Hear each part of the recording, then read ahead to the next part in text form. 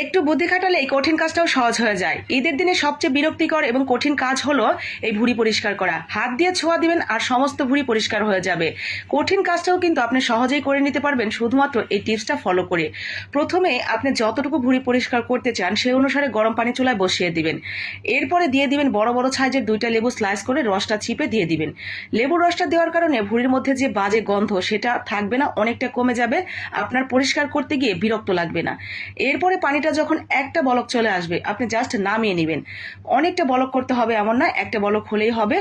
নামিয়ে নিয়ে জাস্ট আপনি ভুঁড়িটা দেবেন আর তুলে নেবেন। 10 সেকেন্ড, মাত্র 10 সেকেন্ড, এর বেশি সময় কোনোভাবেই রাখবেন না গরম পানির মধ্যে। শুধুমাত্র দিবেন, ভিজবে আর তুলে নেবেন সাথে সাথে। ব্যাস, আপনার কাজ শেষ। এখন শুধু হাত দিয়ে ছোঁয়া দিবেন আর সমস্তটা দেখবেন উঠে গেছে। আপনার না লাগবে চামচ, ছুরি, কিচ্ছু দরকার নেই। আপনি হাত দিয়ে এটা ছোঁয়া দিয়ে উঠিয়ে ফেলতে পারবেন।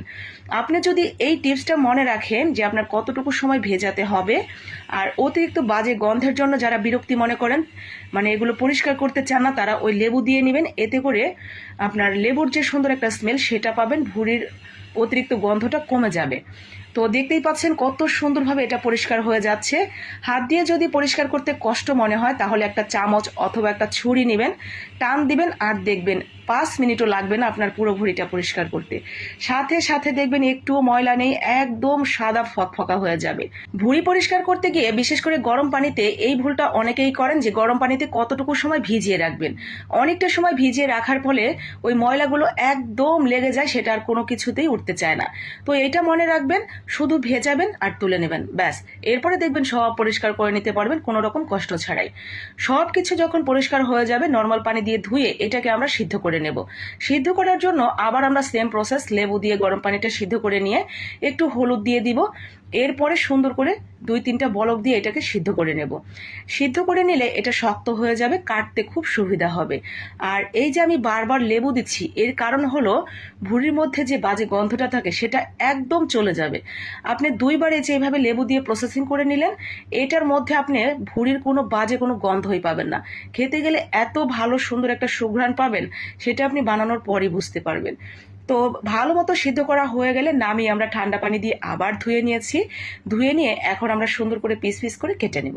তো এই তো দেখতেই পাচ্ছেন কত সুন্দর ঝকঝকা ফকফকা হয়ে গেছে। আর এইভাবে করলে কিন্তু খুব বেশি সময়ও লাগে না, তবে যে কোনো কাজই কিন্তু একটু কষ্টকর।